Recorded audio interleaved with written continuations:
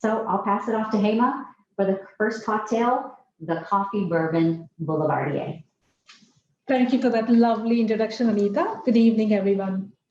Man about town, or a fashionable and wealthy socialite. That is the loose translation of the word Boulevardier. Boulevardier was introduced to the cocktail drinking world about 100 years ago.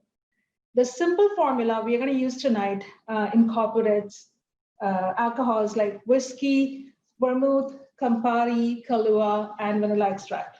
The whiskey we are going to use today is a grain whiskey, which is bourbon. When whiskey gets distilled with at least 51% of corn and the rest of it is made up of wheat, rye, or barley, that becomes a bourbon whiskey. When whiskey gets distilled with at least 51% of rye and the rest of the constituents are wheat, corn, or barley, that becomes a rye whiskey. Rye whiskeys are used in making old fashions and Manhattans and many more drinks, but they do a really good job in old fashions and Manhattans. Whiskey is made in many places in the United States. Most of the whiskey does come from Kentucky. Tennessee also makes whiskeys, their own whiskeys, but Tennessee whiskeys cannot be made outside of Tennessee. The differentiator of Tennessee whiskeys, for example, like Jack Daniels, is the special filtration process that the whiskey goes through that is filtered after distillation. It's filtered through the sugar, maple, wood charcoal. And that gives that whiskey, the Tennessee whiskey, a very peculiar flavor. Now, bourbon is a name of the whiskey in the United States and cannot be used outside of the United States. Rye whiskeys, however, can be used outside of the United States as a name. Moving on, our second ingredient in this cocktail is Campari, which is a bitter, fruity, and herbal liqueur with a unique spice complex. The bitterness in the Campari complements really well with the sweetness of the sweet vermouth and the sharpness of the whiskey. Campari and vermouth can be consumed by themselves as aperitifs before meals. The next ingredient is sweet vermouth. Vermouth itself is fortified wine.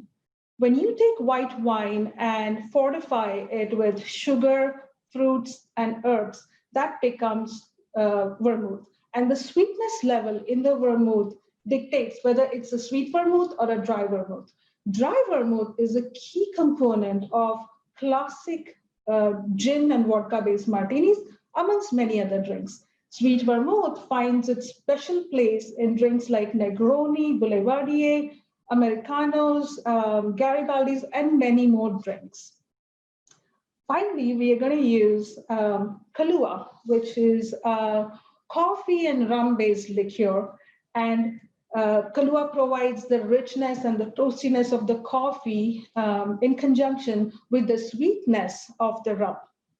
And finally, to bring it all together, we're going to add a few dashes of vanilla extract to our drink. Now, typically, we would shake a bunch of our cocktails, but when you have a majority of your components of your cocktail as spirits, you do not want to shake them because shaking can dilute your drink. It can also let the aroma of botanical spirits like gin or Campari or vermouth, the essence kind of dissipates if you shake those spirits vigorously. So for our Boulevardier, we are going to mix these ingredients in the specific proportions and give them a gentle stir and strain it in an old-fashioned glass over a big ice cube and top it with two cherries. Now, we can also make two quick drinks using just the two simple ingredients, which is Campari and sweet vermouth. So the first drink is Negroni, which is when you take gin, Campari, and vermouth and mix it in equal parts. And the second drink is Americano, in which you just take Campari and vermouth and mix it in equal parts and top it with soda. So now you learn to make 3 drinks in the last 5 minutes. So let's go ahead and make the Boulevardier.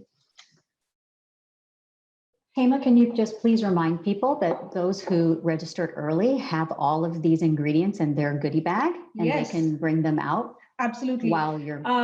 So guests, whoever has registered prior to the event have received a goodie bag with the ingredients necessary for making the Boulevardier and the Campfire in Seattle cocktails. So now would be a great time to bring your the bottles out.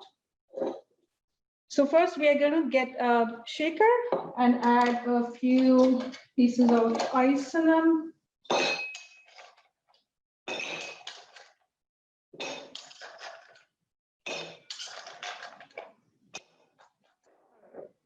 Next, we're going to use 1.5 ounces of our bourbon. So we have the backbeat bourbon whiskey here.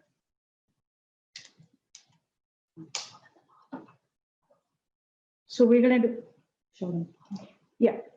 So we're going to use the backbeat bourbon whiskey. We're doing 1.5 ounces.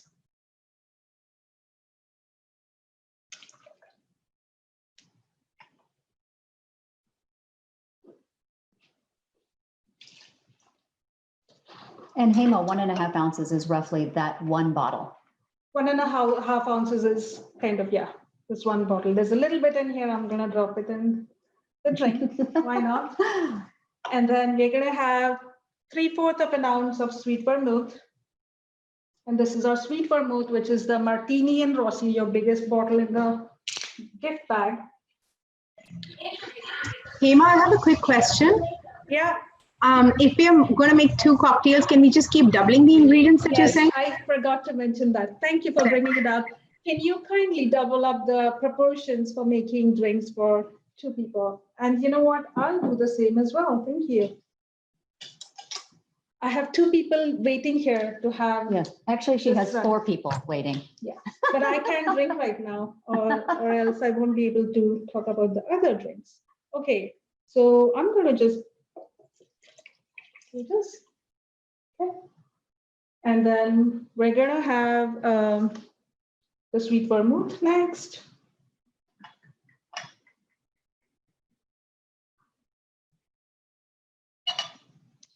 Half an ounce, and then I'm going to do half an. So how much vermouth total for 2 people? For how much is it? So 1.5 ounces, right? Yeah, it should be 1.5 ounces of sweet vermouth. For 2 people. For 2 people, yeah. And then we are going to do 1.5 ounces of Campari. Now I'm talking about the proportions for 2 people. All right. And then the Campari, this is a 1.5 ounce bottle, Campari. So the whole thing goes in our shaker.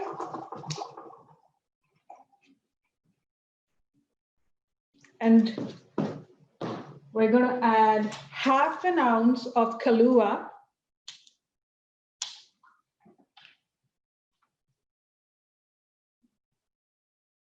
Isn't that? This is the coffee liqueur, the rum-based liqueur. And finally, we're going to add just a few dashes of vanilla extract. So we have the pure vanilla extract. So instead of coffee liqueur, you could use Kahlua. Yes. Well, Kahlua is a coffee liqueur. It's a branded coffee liqueur. It's a branded coffee liqueur. Yeah. But that actually brings up a good point. I have to thank a dear friend of mine who introduced me to this wonderful coffee, Bourbon Boulevardier. Thank you. So yeah. Sorry, how much Kahlua were we supposed to use? The Kahlua we are going to use is half an ounce for 2 people. Okay. We had a. And if you do not have, oh, sorry, Anita, go ahead. No, I was going to say the vanilla extract bottle is Yes, it's being opened right now. Yes, sorry about that. I hope you all are able to open up the vanilla extract bottle. So we just need a little bit of vanilla extract. Like, yeah, I would say I just used a teaspoon of it. All right, so I was saying that if you do not have Kahlua handy, you could actually filter this concoction through half a teaspoon of instant coffee or even ground coffee. So yeah, I had the coffee bourbon Boulevardier at a dear friend's place a few months ago, and I instantly fell in love with it. So I'm giving it a good stir. And I have 2 glasses ready here. I have 2 glasses ready here with their cherries. And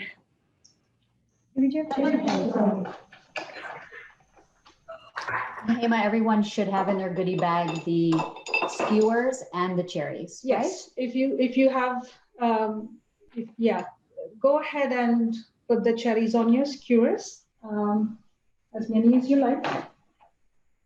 We're putting 2 cherries on each skewer here, and then I'm placing the large ice cubes in our old-fashioned or the half tumbler glass.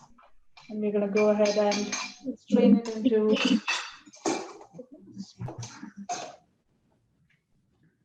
And Hema, if you don't have the large ice cubes, putting the regular small ice cubes is fine too. Yes, if you don't have it, absolutely. Please do improvise.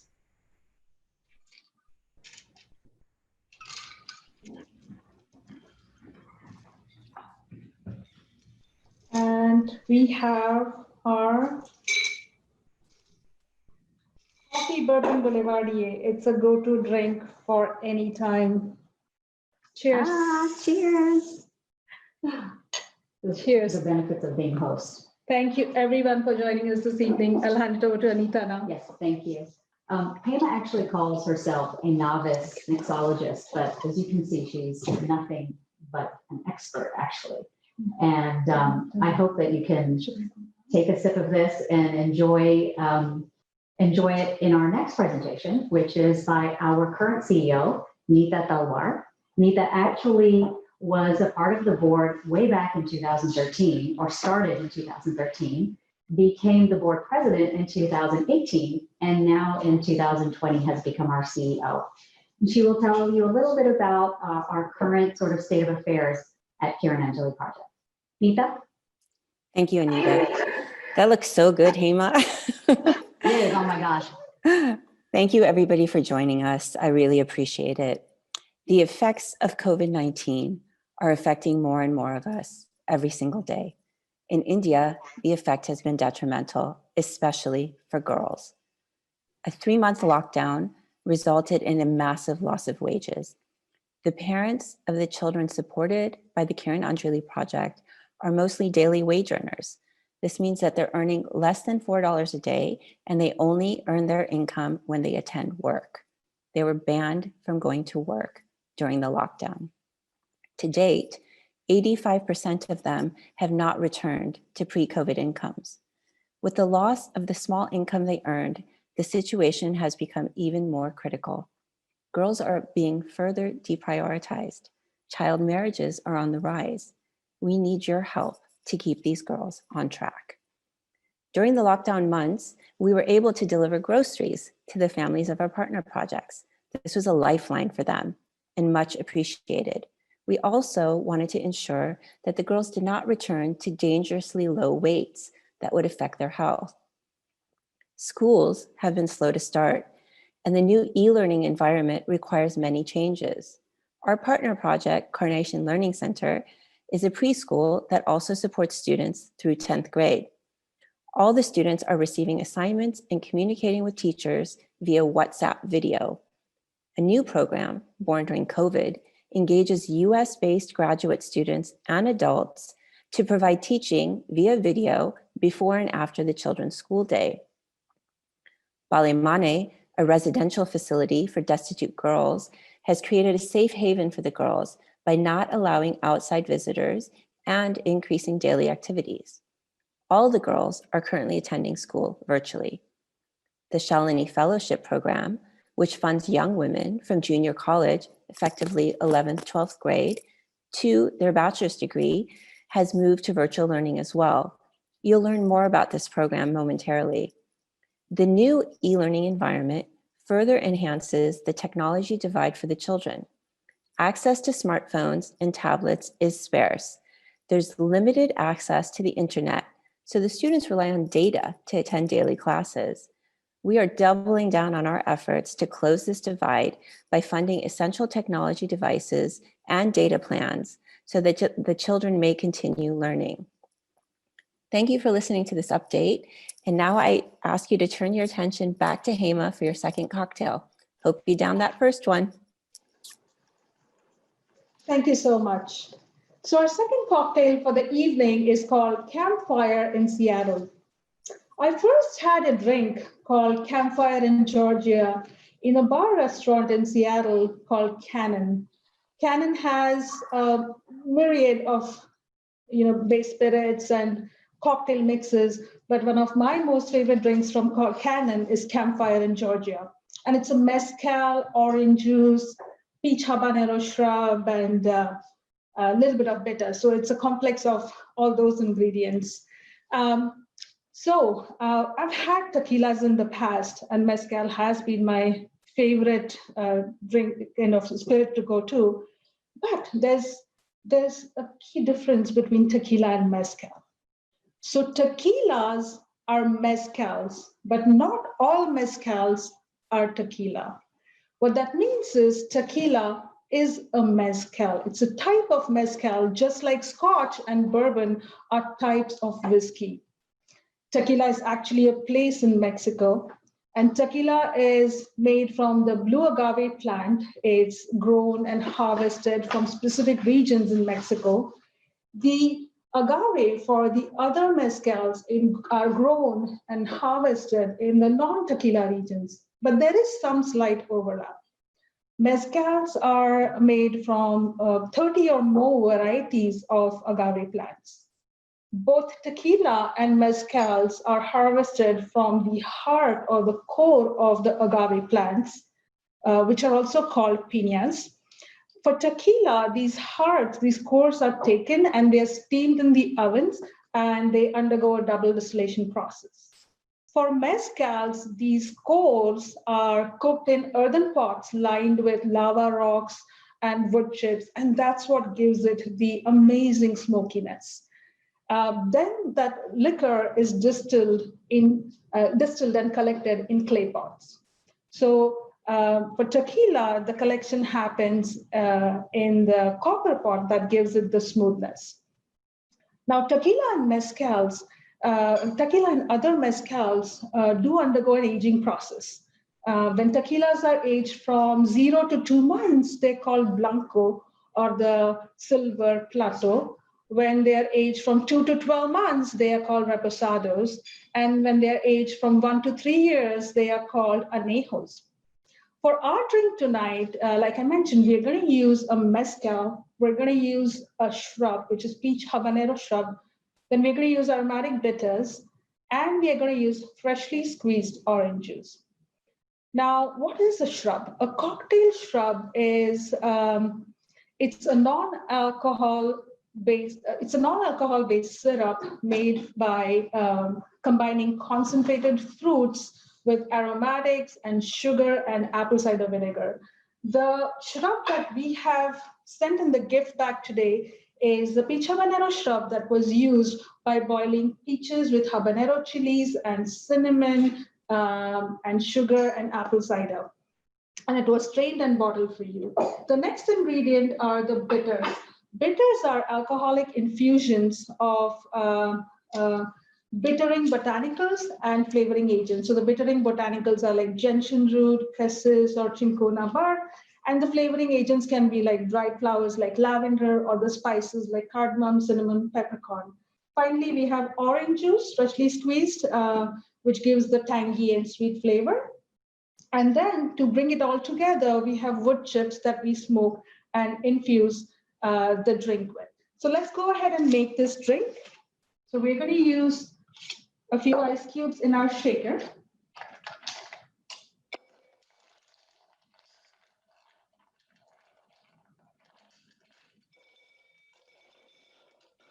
Okay, and we are going to add 2 ounces of mezcal. So this, I believe, is 1.7 ounces. So we have the Luminar mezcal, We're going to use 2 ounces. Hema, are you going to make this for 2 people again? Oh yeah, thank you for the reminder. This is not just for me, this is for 2 people. Okay, so let's double it up. So we're going to add 4 ounces of mezcal. So I'm gonna.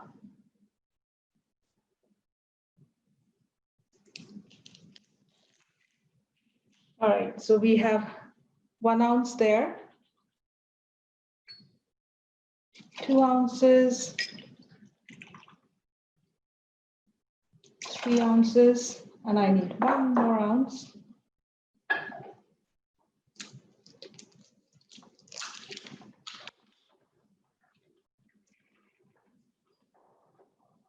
So we have 4 ounces of mezcal, and then we're going to use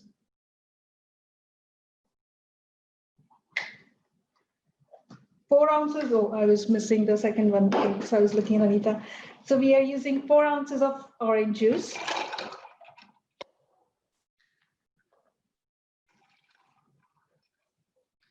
And finally, we're going to use 3 ounces of the peach habanero shrub. Now, the peach habanero shrub has sugar in it, but if you would like to buy your shrubs online, make sure you buy the peach habanero and cinnamon shrub, and then you may want to add a little bit of simple syrup to it just to give it the right amount of sweetness. So we take this drink to bring all the ingredients together. The acidity in the orange juice and the apple cider vinegar cuts through the alcohol and blends really well. So now that the drink is ready, we're going to pour it in our cocktail glass. We're going to strain it and pour it, and we're going to smoke it. And that's what gives it the campfire effect.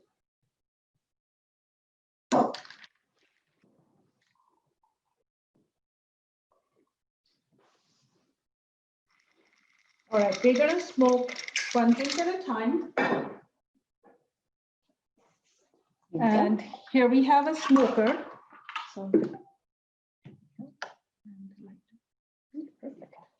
So we have a smoker here.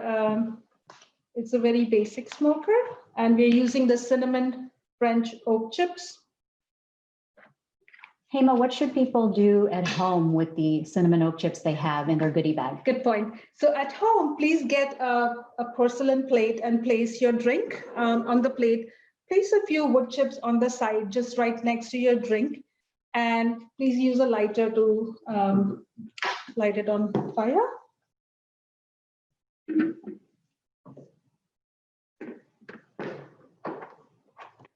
Okay, so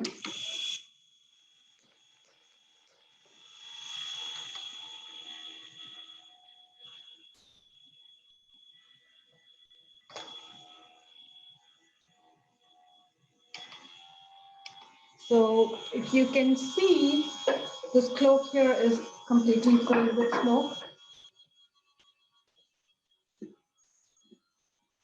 So here, if you notice, we have the smoke and the drink is getting infused. We'll give it 30 seconds and the drink will be ready to go. Could you just explain again what they should be doing at home with their cinnamon oak chips? Yeah, at home, please light up your cinnamon oak chips, and please use a cloak-like equipment if you have any.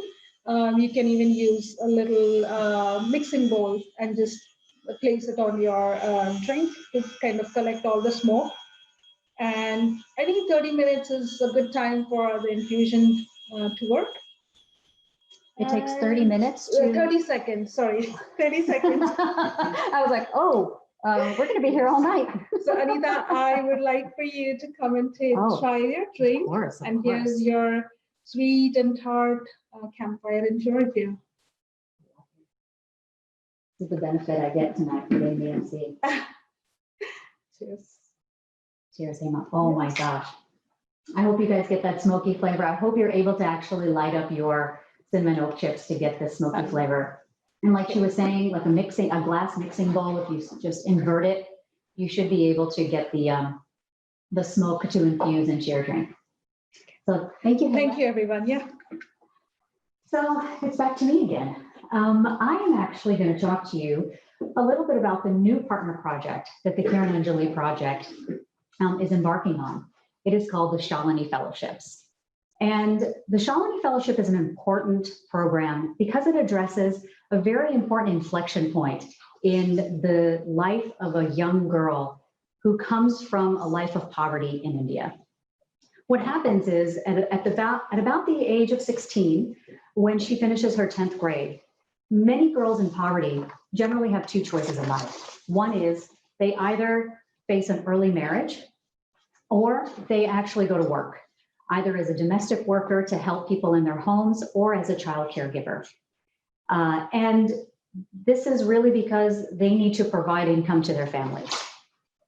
And they often are ambitious, smart young women who just don't have the opportunity in life or the chance in life to actually make something of their lives in a career.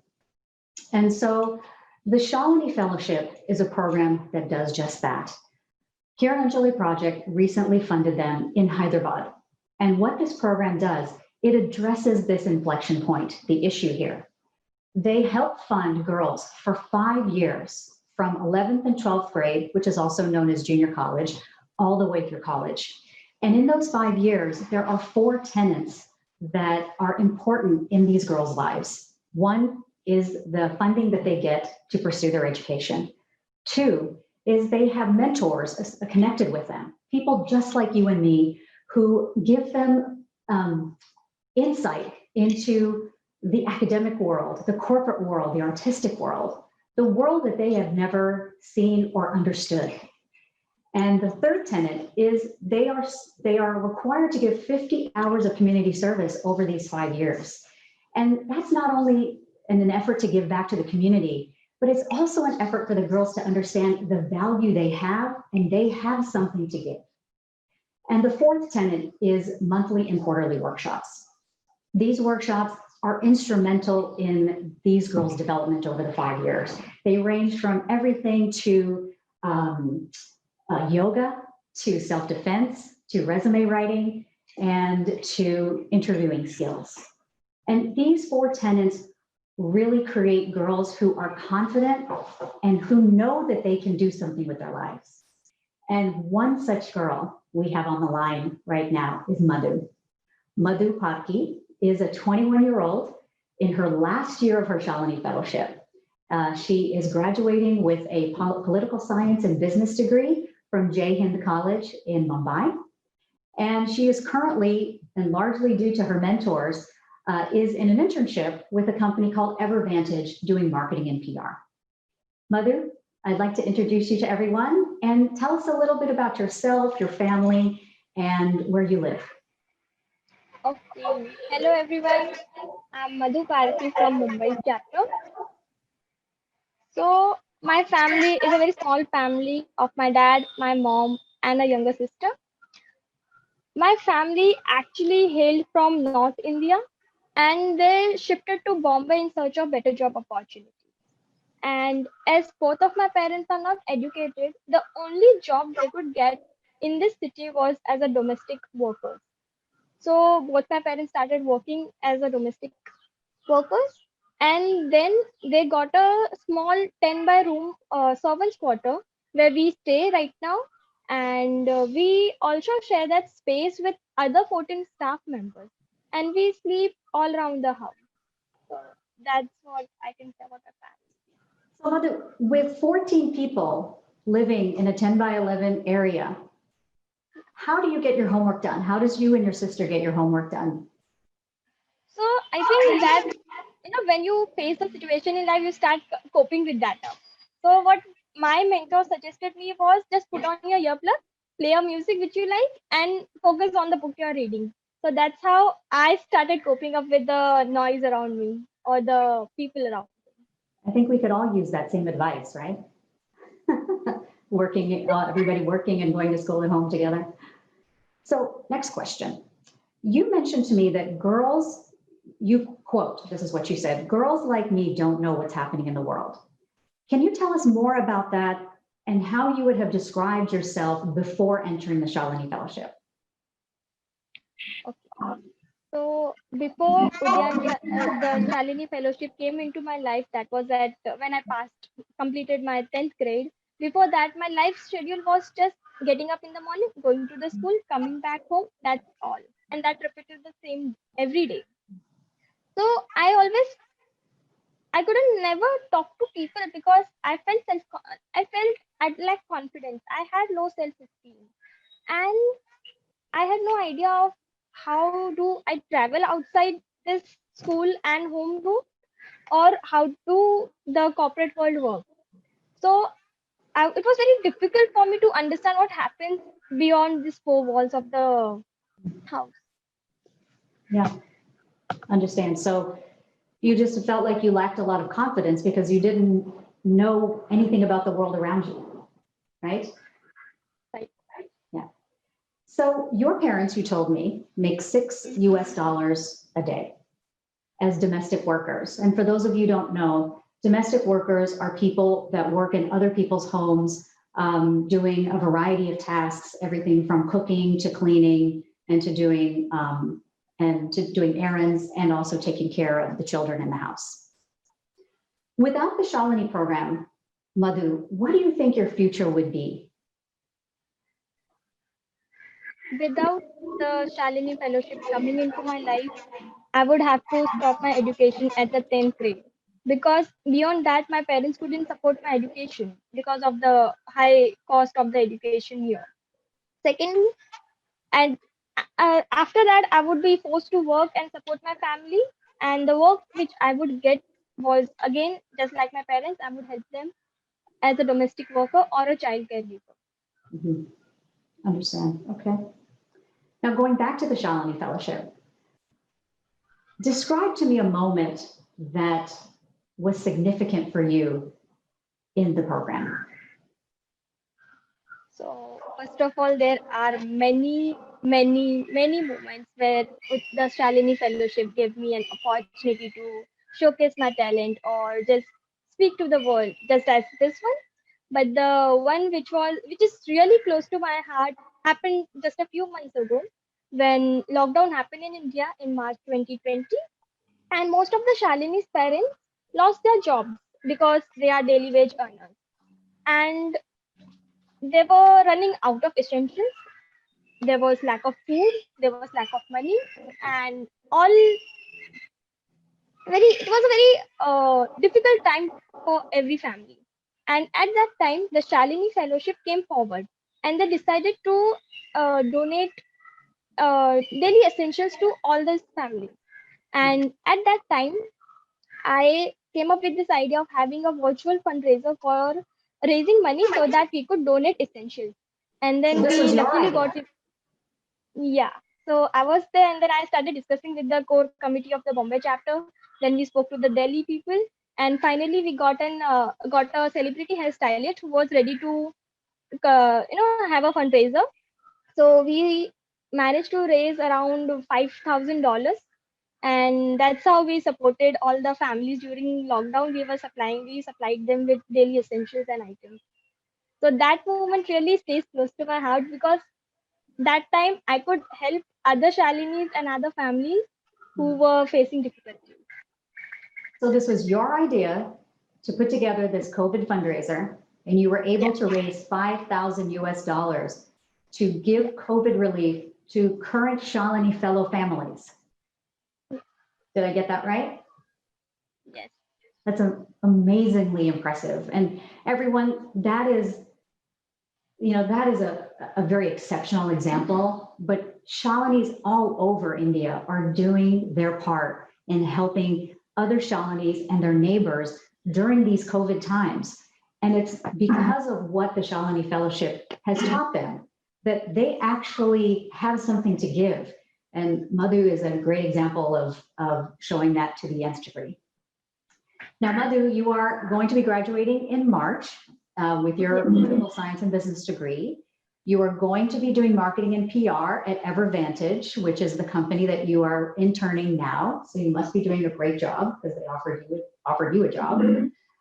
So tell me, what do you think the impact the Shalini program is going to have on your family, having this job, having this opportunity once you graduate? So I would be able to support my parents who actually left their everything and shifted to a unknown city just to give me the better opportunities and facilities which they couldn't get. So USF is like a car taking me to a destination. So I can tell my parents, okay, now I've got a job. I can help you guys. I can support you guys. You can just go sit back and relax. So that, that have created that impact where I can, it's a blessing in disguise for me and for other girls who are a part of this program. So what's lovely about your parents is that they actually supported your education and supported you being a part of the Shamany Fellowship, which is actually also a very important piece of the fellowship, is the parents are also involved and also go through workshops to help their daughters. Because, much like Madhu's parents and other Shamany Fellow parents, they're supportive, they're loving, of course, but they also don't know what the world has to offer their daughter. And so because of that, the Shamany Fellowship has this very important tenet of the mentorship program. And Madhu has two very important mentors that are part of her life. And I'd like to have her talk about them and what kind of mentality they instill in her. Could you talk about that, Madhu? Yeah, sure. So I had one mentor who was Monica Rawat. She worked at Tata. And the second one was Naina Shah, who's a textile entrepreneur. Both of them encouraged me to think like a leader. They always told me and supported me to take initiatives, like this fundraiser thing also. So they always support me in thinking like a leader and not like a common person. They always guide me. They always support me in taking the decisions. Suppose if I want to take a decision, so they will support me they will encourage me to take the decision, then they will support me on how to get through it. So to sum up, I would say they are like a tunnel. My life is like a tunnel, and they are like the lamps who provide me the light to take my next step. So you said that you are in a tunnel. I am like the light at the end of the tunnel. Yes. Is that what you said? Well, that's fantastic. Can you just repeat slowly again the names of the two people? Monica Rawat and Naina Shah. And Naina Shah, if I remember correctly, she actually moved to Australia, correct? No, Monica moved to Australia. Oh, Monica Rawat moved to, okay. Yeah. And Naina Shah is a textile entrepreneur. Yes. Yes. And are you still in touch with Monica, even though she's moved Yes. to? Yeah, so she's in touch with me. She's always available. She shows whenever she goes out in Australia and does something new, she always sends me her photos and she's like, Madhu, see, this is what I've done. This is what happens. Now you need to come to Australia again. So she encourages me to work hard and get there. So yeah. So I guess maybe that'll be your first trip out of India, is to Australia. I guess yes. So Linda is the co-founder of Kiran Anjali Project. Does anybody have any questions that they put into the chat box that I could ask ask Madhu for them?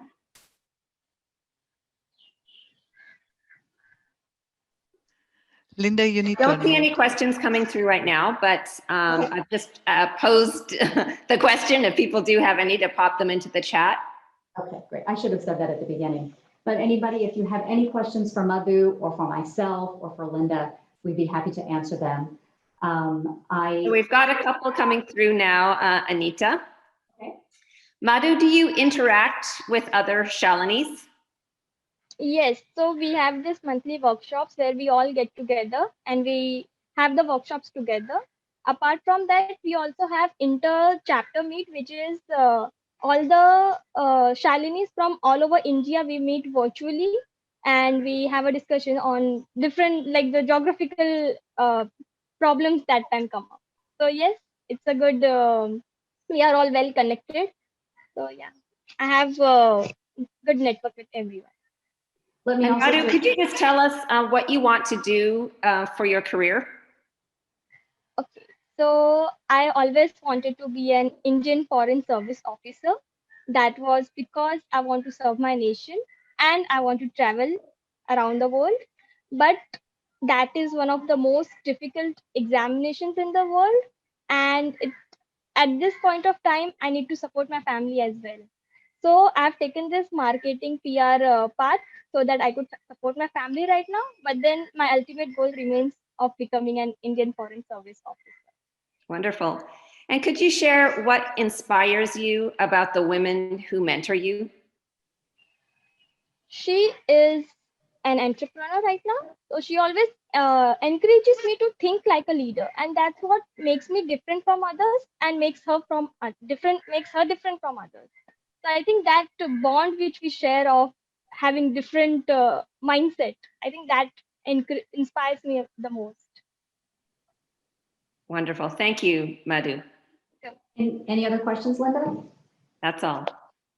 A couple of things I just wanted to also add to these questions that were just asked is that there are about 20 chapters of the Shamany Fellowship around India.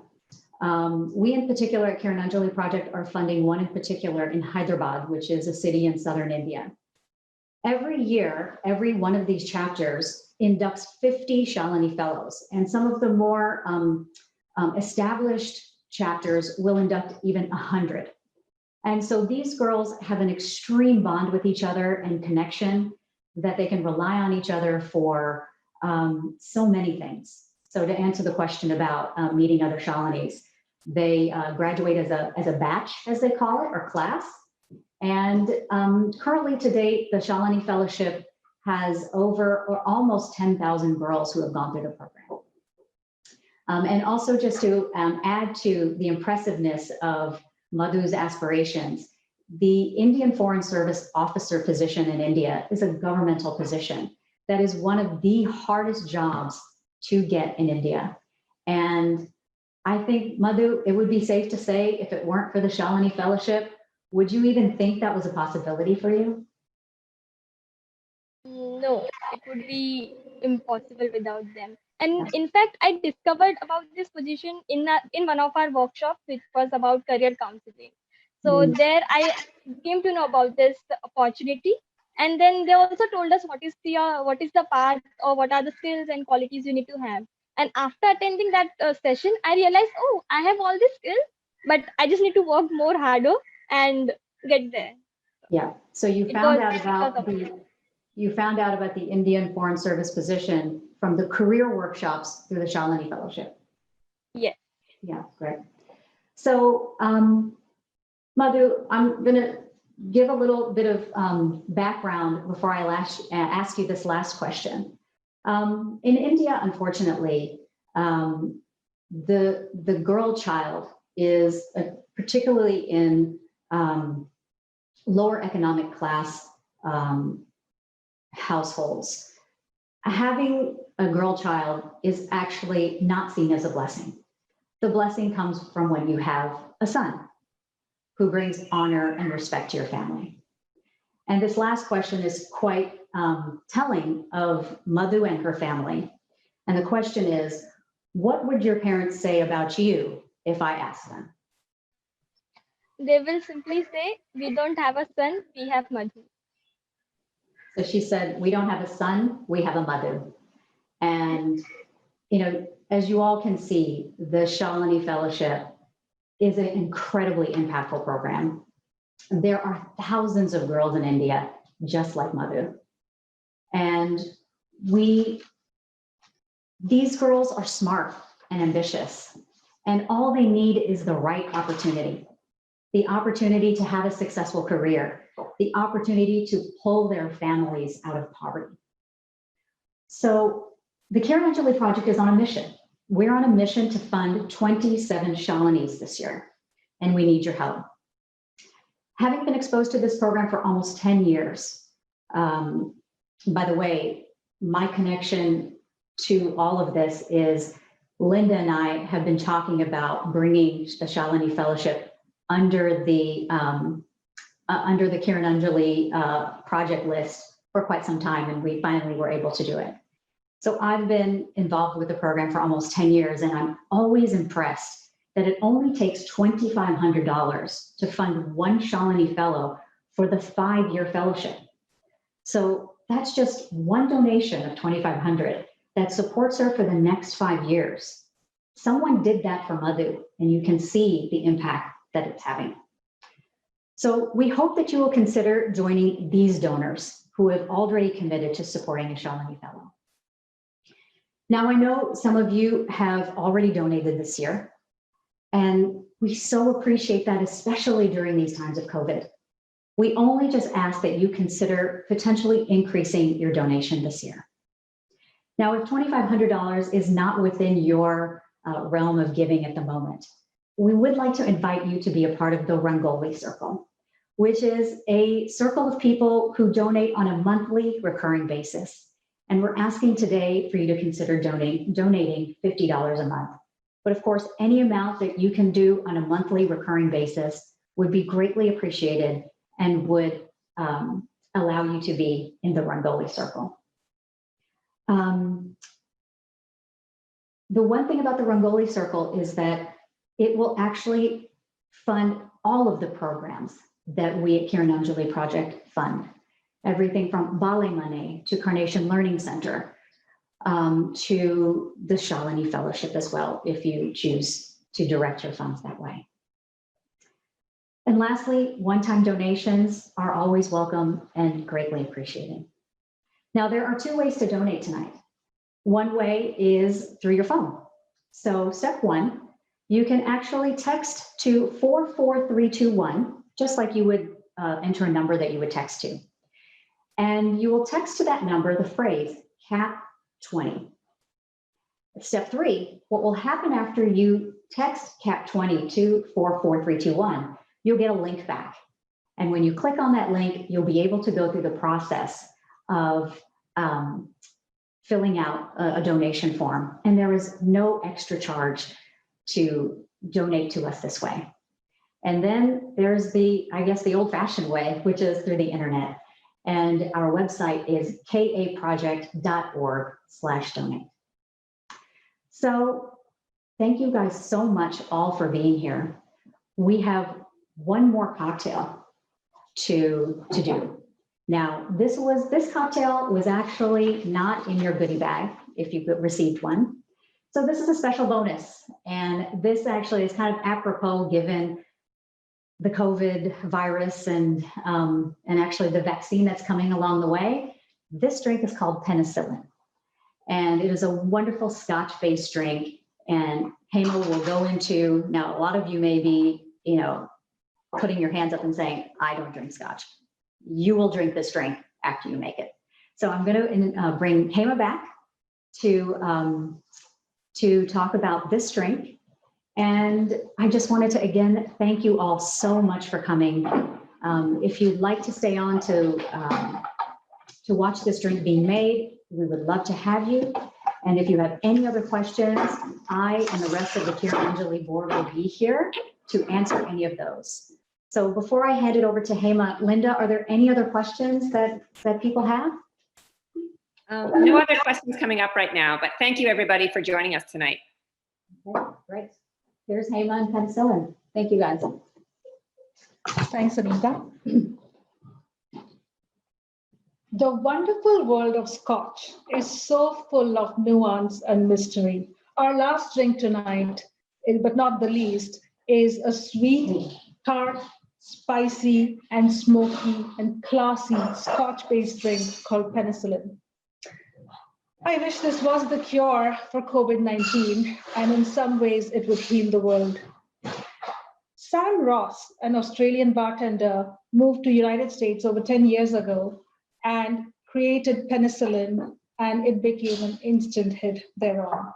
My first experience or introduction to Penicillin happened several years ago in Las Vegas at a bar called Dorsey at the Venetian. And I still remember how hesitant I was in taking the first sip because I knew that I was not a Scotch drinker. That first sip changed my opinion about Scotch. And from there on, I'm in love with Penicillin and Scotch. So Scotch is whiskey without the E in it. Scotch and whiskeys, other whiskeys have been around for thousands of years. As a matter of fact, whiskey is a mutation of a Gaelic or a Scottish word that means water of life. That is sure something that we need this year. So all Scotch needs to come, is made in Scotland, and it needs to come from these 5 regions, them being Isla, so Isla, Highland, Lowland, Speyside, Cobbletown. I think I got them all. So what this means is the Scotch whiskey cannot be made outside of Scotland. At least you can make whiskey, but you can't call it Scotch. And there are many other stipulations for a whiskey to be a Scotch, and I'll go into that shortly.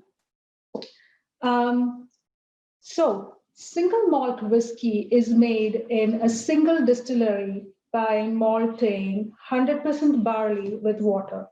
Double malt whiskey is made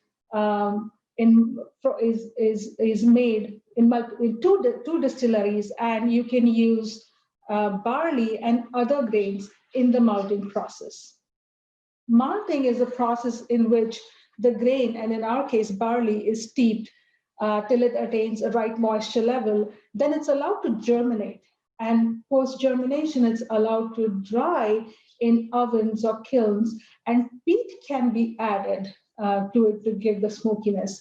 Peat is nothing but dried moss and wood, and when that is added, it gives the right level of smokiness to your scotches.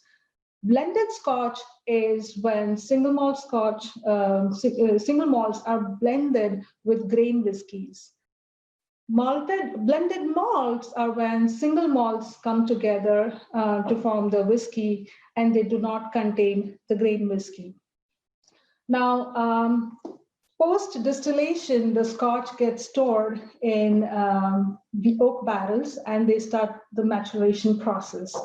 And for a whiskey to be a Scotch, it has to mature for at least 3 years for the Scotch to gain the golden color, the smoothness, and to attain the right flavor profile. But you may have seen most single malts age for much longer than that, like 8 years, 10, 12, 15, and so on. But once the whiskey, unlike wine, once the whiskey leaves the barrel, the cask, it stops maturing. Isla Malt is a unique type of Scotch whiskey. It comes from an island in Scotland called Isla. And the Isla malts make use of peat, which I talked about earlier, to give those whiskies the smokiness. 1.3 billion bottles of Scotch get sold every year, constituting to about 70% of Scotland's food and drink exports. US itself imports 140 million bottles of Scotch every year.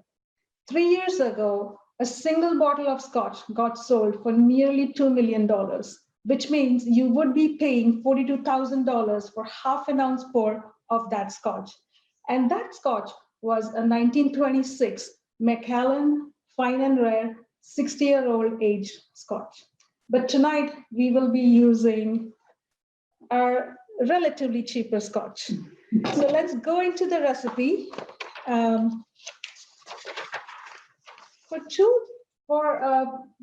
portion size is for 2 people. We're going to use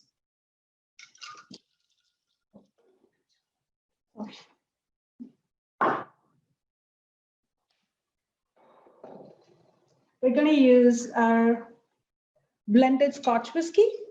We have the Ballantines here. So remember, blended Scotch whiskey is when single malts get mixed with the grain whiskey. So let's go ahead and get some ice in our shaker. Oh, sorry. And you could actually chill your old-fashioned glass or your half tumblers prior to pouring your Scotch-based cocktail. We're not chilling our glass here tonight. That would be a good idea for you to do. All right, so we get some ice.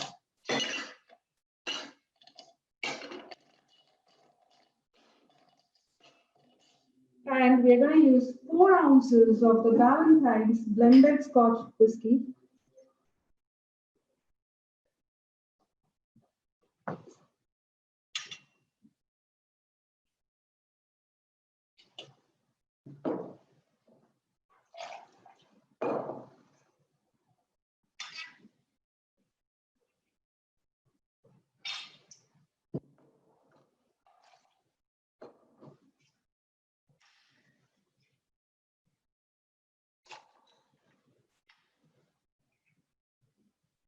All right, we got 4 ounces of our whiskey here, Scotch whiskey. And then we're going to use 1.5 ounces of freshly squeezed lemon juice. So 1.5 ounces.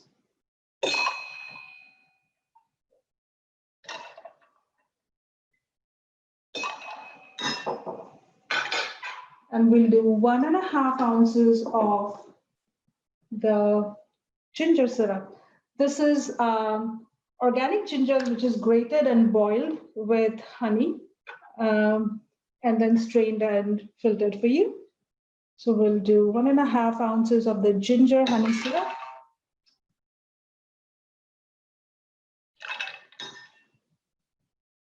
Okay. And we're going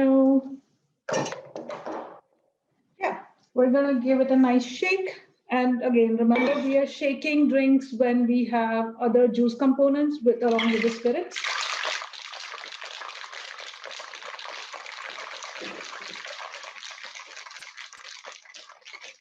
All right. Should be chilled enough, and we're going to strain it in the 2 glasses.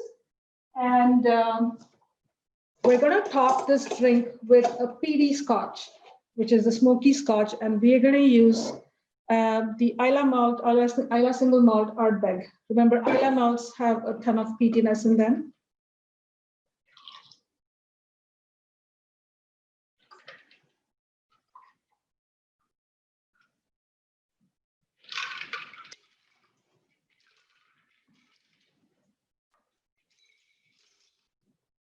All right, so now comes the fun part.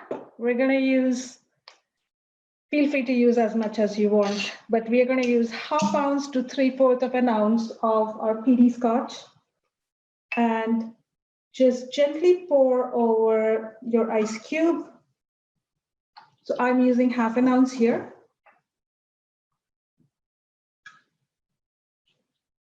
And that should do it. You have your classy Penicillin cocktail.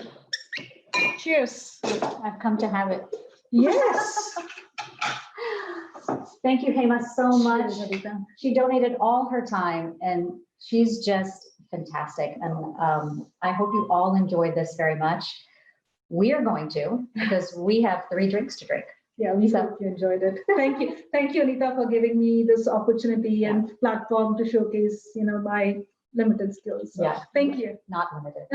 Good night. Thank you. Have a good night, everyone.